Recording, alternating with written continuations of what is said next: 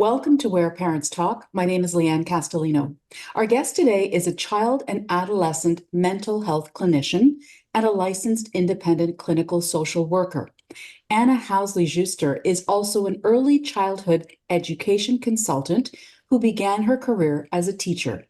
She was the former director of content for Sesame Street and is an author. Her first book is called How to Train Your Amygdala. Anna is also a mother of two teenagers, and she joins us today from just outside Boston. Thank you so much for taking the time. Thank you so much for inviting me. I'm grateful to be here. Certainly a fascinating title for your first book, How to Train Your Amygdala. Let's start, for those people in our audience who may not know, what is the amygdala? So the amygdala is a small but mighty part of everyone's brain. And its primary job is to be a central piece of the alarm system in our brains. You'll know that your amygdala is working if you're about to speak in front of people, for example, in a podcast format, and you might feel a little bit nauseous or your heart might be a little bit faster. It's basically the brain saying, this might be dangerous. And in fact, of course, in this case, it's not. And the point of the book is that it kind of helps kids and the adults reading it with the child understand the neuroscience of that, what your amygdala is designed to do to keep you safe, and also that it can sometimes make mistakes. And then how do we work together to help it in those situations? And I'd like to pick up on that point. Why is it important for us to understand how the amygdala functions and what it is? I think it's important because for some reason, I think that, the neuroscience is newer than how we understand your heart, your lungs, the bones in the body. And young kids understand those things, right? They understand that the skeleton they can feel their bones. They know that their bones keep them upright and help them move. They can feel their muscles tighten. They can feel their heartbeat. So there's like an intuitive understanding that you have all these things going on in your body.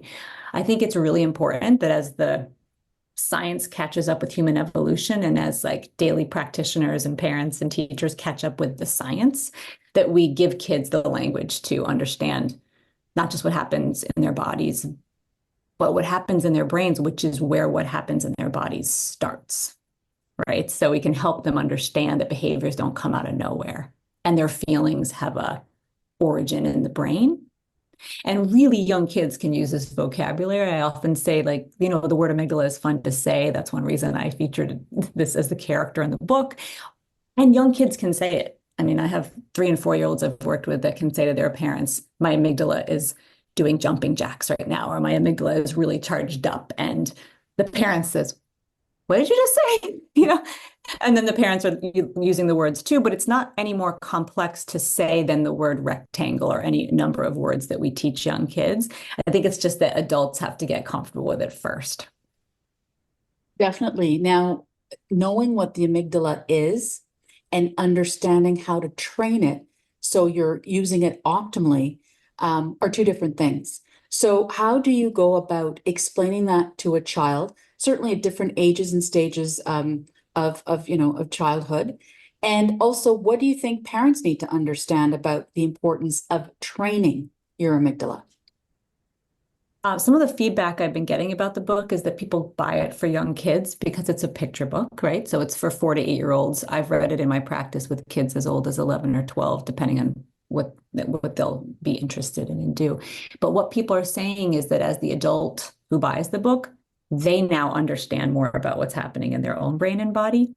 So I think the conversation actually doesn't shift that much. The language we use might shift, but the basic psychoeducation of what's happening with the threat response or the fight, flight, freeze response in the body can be translatable across all different ages. And the core essence of the conversation is that you can rewire your brain and that will impact behaviors and feelings.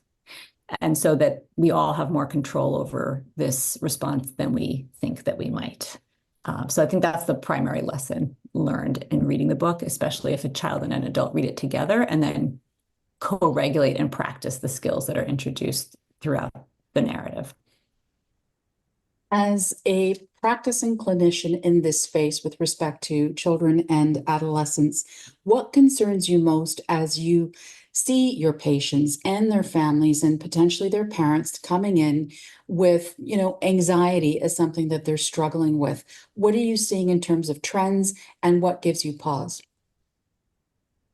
It's a really good question. I think there are a lot of reasons today to be rationally fearful, right? And so, therefore, we need this amygdala response. We need this threat response. We need to know when something's not safe, and we need to know when to back away. But the primary problem is that when the amygdala is activated chronically, like when kids are staying in threat response mode, and that's leading to high levels of cortisol in the body, and it's impacting their overall function, I do get very concerned. And I think that's where we need to take a step back and think, how do we start at younger and younger ages of help in supporting mental health, not as a disorder, right? Like we tend to think you only talk about mental health when there's a diagnosis. You only talk about mental health when there's a clear intervention that's needed. My hope with this book and with the trends in mental health is that we start to think about mental health as in the same way we think about physical health. You don't wait to give children a nutritious diet when they are malnourished. You try, if there's resources and if there's enough social supports in place, you give kids a healthy diet proactively. And I think if we can move towards that lens with mental health, we will be setting everyone up for greater success. And it's really about tools and practices. And that's one of the reasons I wrote this book for such a young target age, right? Because I think generally, if it's supportive and age appropriate content, then the earlier you start, the more likely you are to be building some important habits and vocabulary with really young kids. Now, in researching your book and a little bit about yourself, I read that you believe that training your amygdala is a life skill. Why do you believe that? So what I can say is that I wish that I understood this about myself at a much younger age, because when you do understand, the reason it's a life skill is understanding what's happening in your brain and body helps you in conflict resolution. It helps you manage fear that might hold you back from doing something that otherwise would be a really good thing to do. And so I think of it as a life skill because humans primarily are oriented towards social relationships. We are wired actually, at birth to reach out and connect. And sometimes our anger can get in the way. But what I help parents understand is that anger is a secondary emotion to fear. And so if we, as a life skill, know how to manage our fear, otherwise known as, like in this case, the threat response, then it sets us up for success in every other area of life, because we're so relationship based, and the threat response can get in the way of trust and effective communication. That's why I guess I think about it as a life skill. Yeah. How do you go about then training a young child, training an adolescent, training a young adult to train their amygdala? What is involved in that process? So it could seem really didactic, right? My goal with the book was to take a serious concept, and this is where I'm drawing on my teaching career as a head start, my early fascination with how kids learn and what makes things funny, and my work at Sesame Street. You have to have a compelling story, and you have to have a character that people actually care about, really, if you want to have learning happen. So my hope is that the way we train our amygdala through the use of this book is that the way it's designed is that you could read this book with any child. It's not an intervention necessarily. It's a picture book. But that as you are helping the amygdala character in the story to calm down, the reader is then participating in those practices as they're reading the story, and then you lift it off the page and try to bring it into everyday life. But the most important thing about a practice is that it's something you do a lot of the time.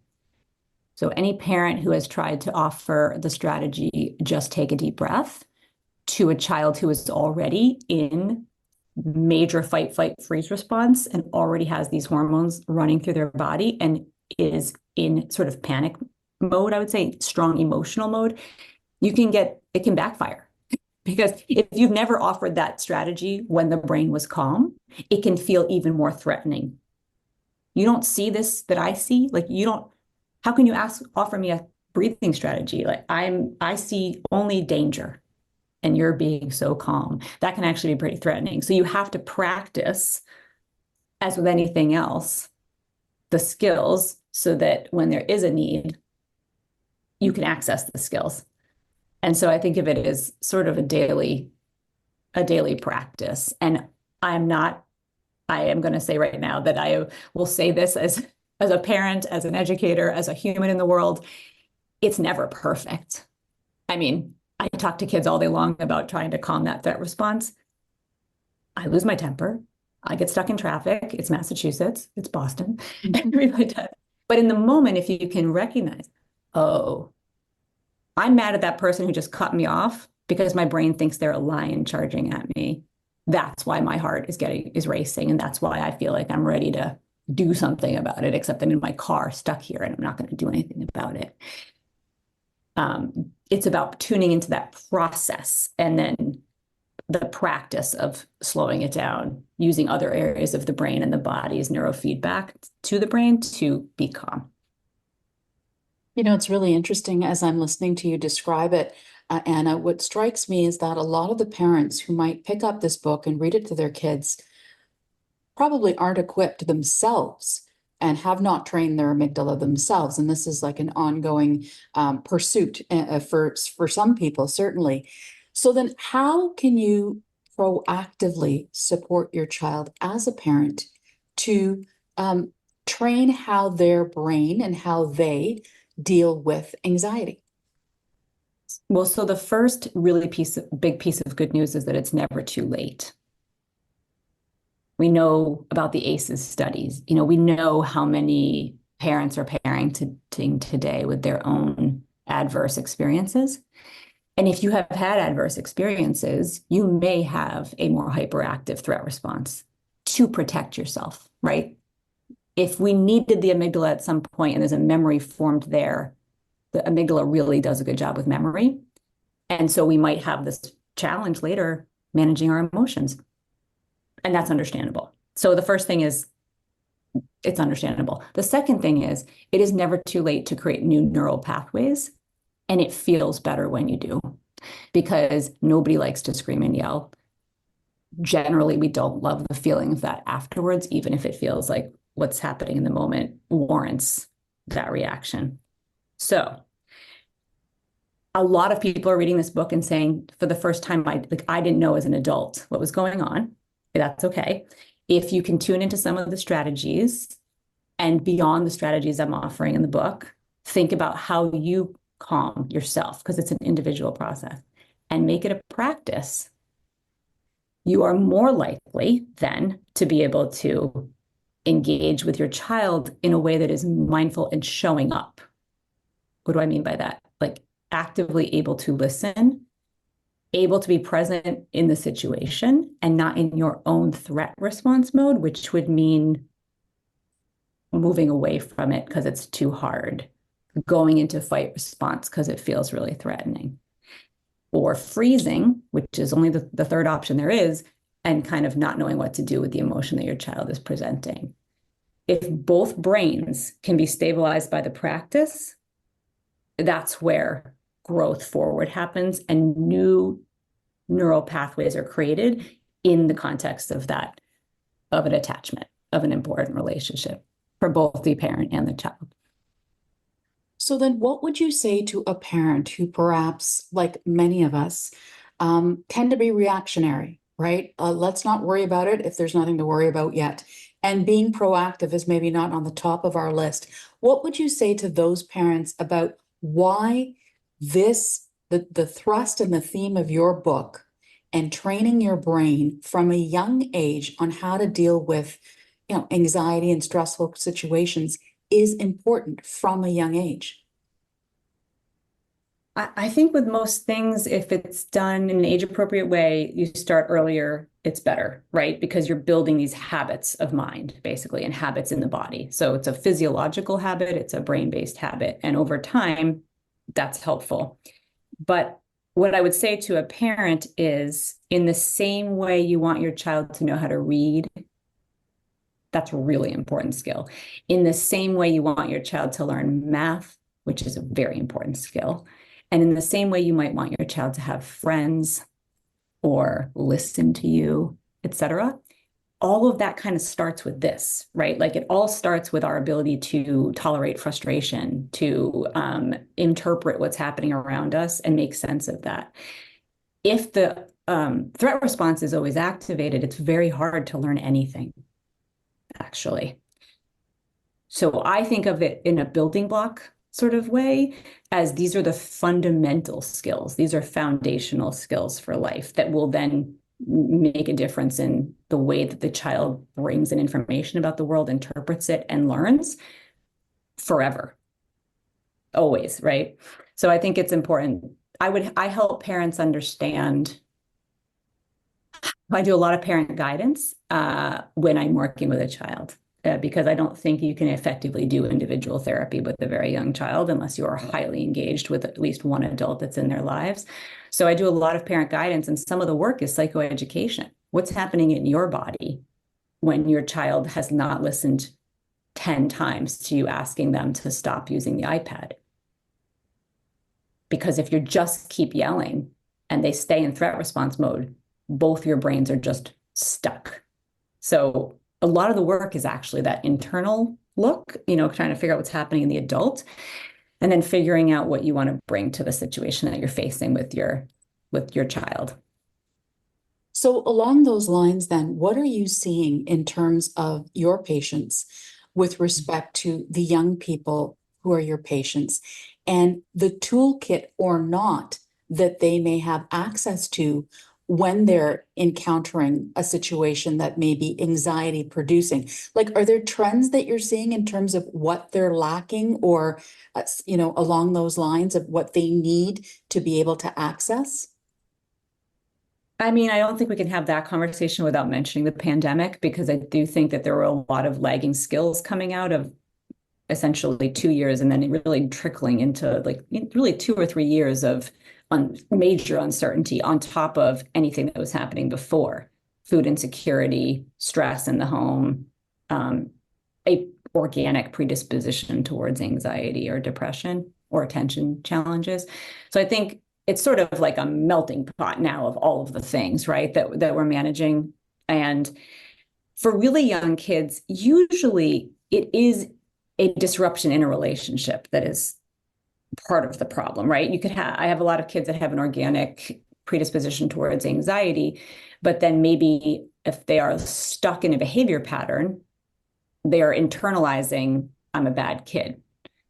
And then the brain then tends to look for data to prove that hypothesis is correct. And they get it because they get in trouble at school. They're the one of the three siblings that's constantly in a timeout at home. And so it's really about trying to look at the whole system with young kids and figure out what are all the moving pieces and how do we think about this holistically. So my individual work is just one piece of the work. And across the board, some of the strategies that are explained in this book in particular: controlled breathing, progressive muscle relaxation, and visual imagery. Those are just three main categories that are evidence-based for helping with anxiety, are helpful if you can really practice them and use them. So I try to stay hopeful with parents and with kids. Like, this is the main point: is this is in your control more than you think it is. And there's changes that we can make together to help you feel more successful in your life. And it's such an important point. If you are a parent or a child who feels like there is no hope, that you're on this island that no one understands, and you might be reticent to reach out to friends, neighbors, family, because you don't want to be seen as somebody with an issue. Let me ask you, Anna, is there an anecdote that comes to your mind with respect to maybe your a patient that you've seen or somebody you've encountered where their ability and their learning of how to train their brains in these situations made a huge impact and a difference, whereas maybe initially or in the past, prior to, they didn't have those skills? Kind of paint that picture if you can. I mean, I've had kids, really young kids, use the word amygdala and then say to their parents, my amygdala is, the story of this book evolved from the work. So I was talking about this for a long time before I actually wrote the book, right? So there was like a narrative story first. And kids we would talk about what's happening in their brain, and then they would go and try to express that to an adult. And even the moment of expressing what's happening can de-escalate a situation, right? So kids will come to me and say, everybody was still angry a little bit, but it kind of helped when I tried to explain what was happening in my brain. And parents then will say, oh, yeah, I could feel my heart racing. I could feel all this built up emotion. So I decided to take a walk first. Like I knew what was happening in my brain. I could tell what was happening in my body. I knew it wasn't the right time to go down this path. I knew we were both in threat response mode. And so we needed the time first, and we came back to it when we were calm. And it wasn't perfect, but it was less stressful because the intensity level wasn't so high when we both weren't stuck in threat response mode. So anecdotally, I guess those are examples. And the anecdote I use to explain this to parents when I'm doing parent guidance is, if when your child is in threat response mode and is very anxious, their brains perceive that there is a lion charging at them. And if you go into threat response mode and are like, it's not a big deal. What is the matter? We have to go. Get in the car. It's time to go to school. Like, this is enough. You basically align with the lion.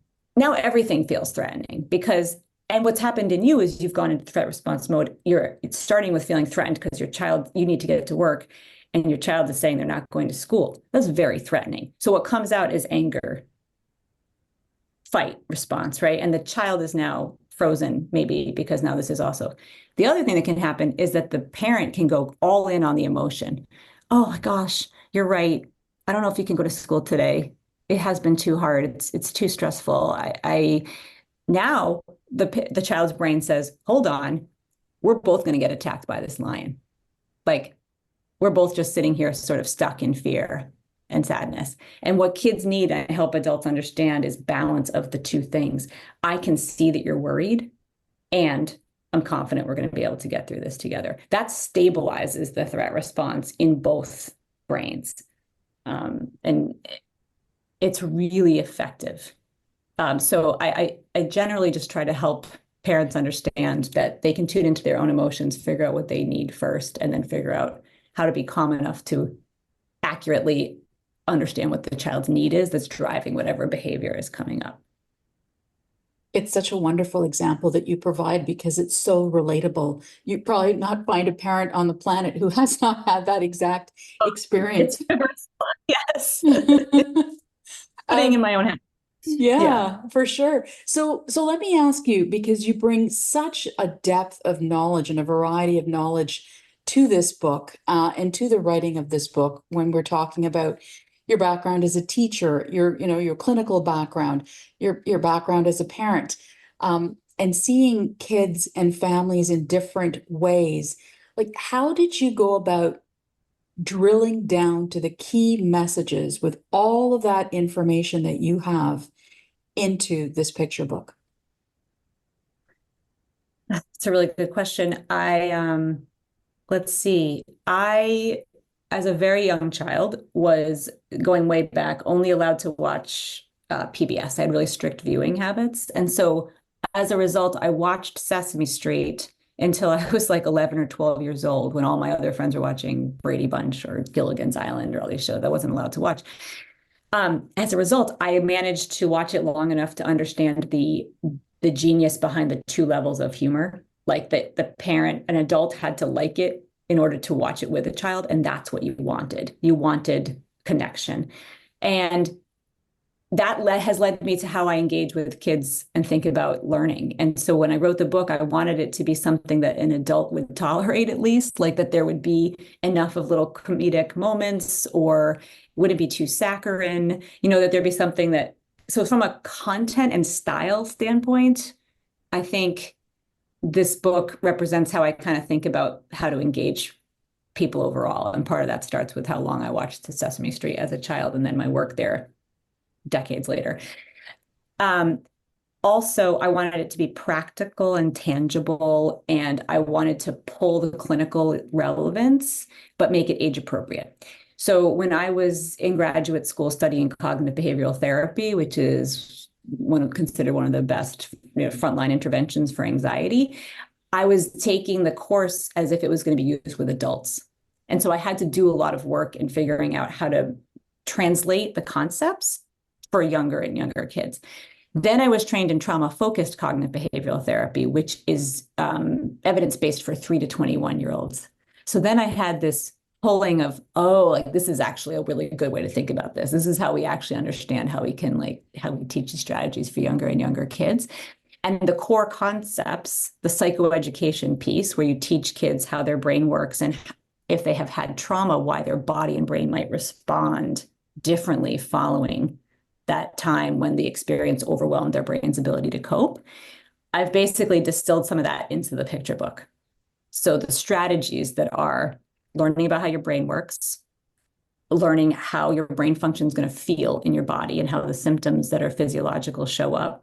And then these 3 core strategies: controlled breathing, progressive muscle relaxation, and visual imagery, followed by maybe naming your feeling once you can access language to a child, to an adult, are all coming from my clinical training. I mean, those are like the bread and butter skills that I guess I would say. And so in a short picture book, I thought, let's focus on the main, most specific practices or strategies, tools in the toolbox that we can give the child to manage threat or perceived threat.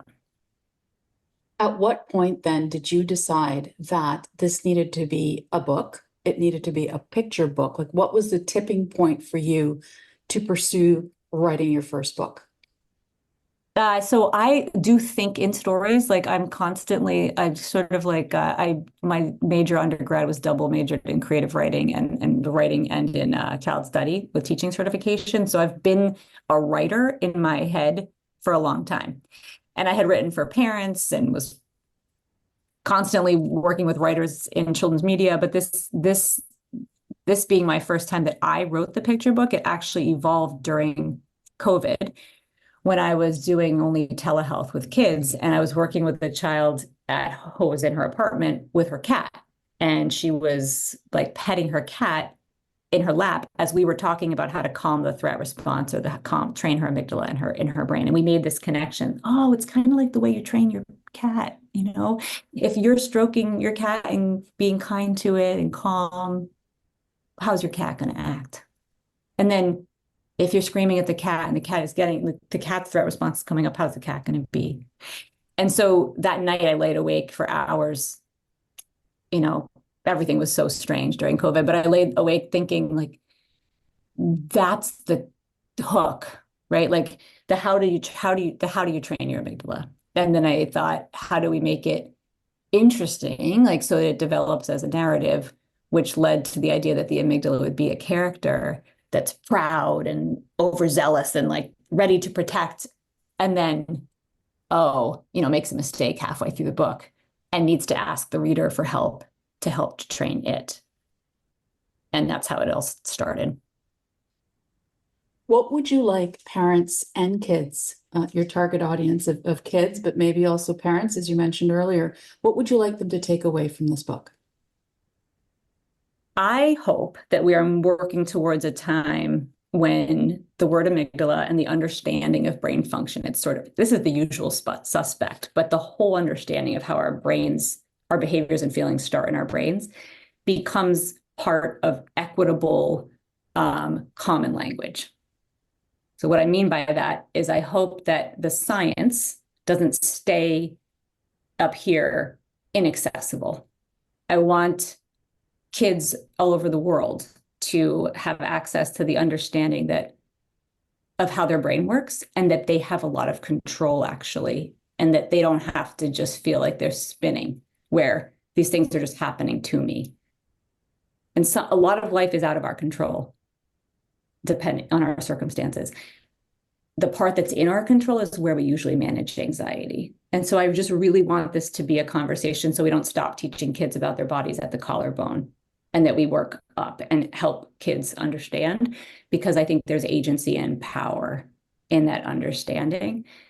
And then we're equipping our kids and other people's kids, whoever it is that we work with or live with, for a more balanced life in the ways that they can be in control.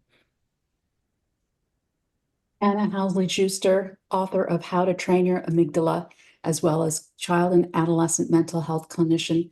Really interesting conversation. Thank you so much for taking the time to be with us today. Thank you so much for inviting me.